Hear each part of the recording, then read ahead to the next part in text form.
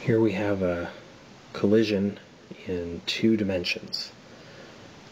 So let's draw what we have here. So we have car A, which, oops, that's car B. I'll put car B here and car A here.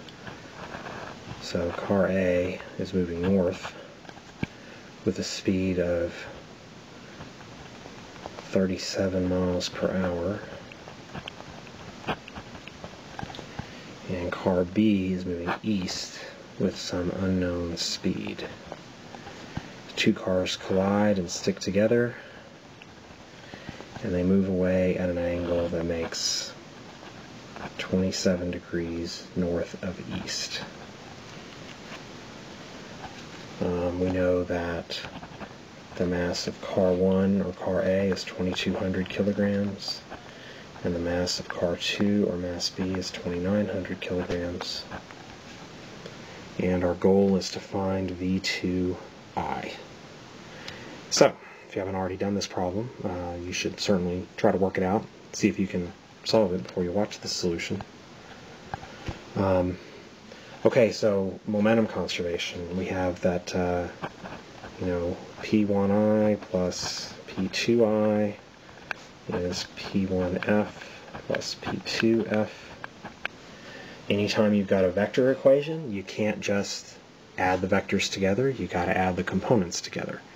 So we need to work on this as components. So we'll start with the x component. In the x direction,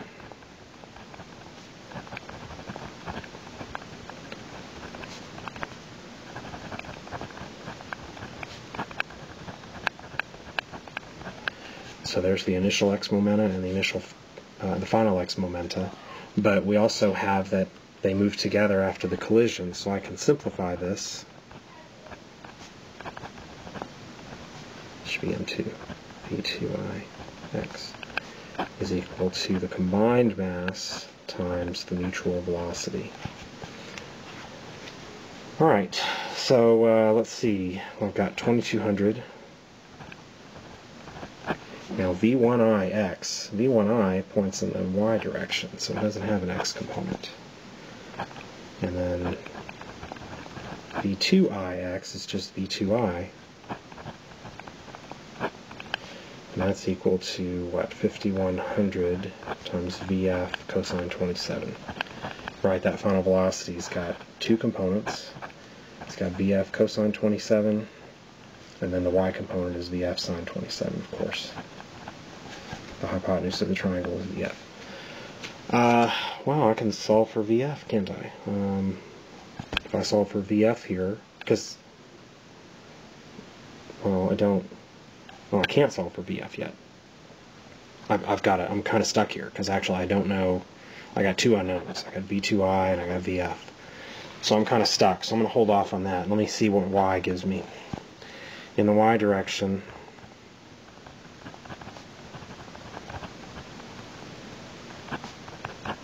got the same kind of equation as I have for x. So if I plug in what I know that V1I is 37 miles an hour, and it's actually okay to leave our speed in miles per hour here, because the units are all just going to cancel. If all the velocities are in the same units, then they can be in meters per second or miles per hour. I'm really not worried about units right now, so I'm going to keep it in miles per hour. If you want to convert it to meters per second before you proceed and then get your final answer in meters per second, no problem. Now V2IY is 0 because V2I doesn't have a y component. That's equal to 5,100 times VF sine 27. Well, now this equation, I've only got one unknown, and that's VF. Now I can solve for VF.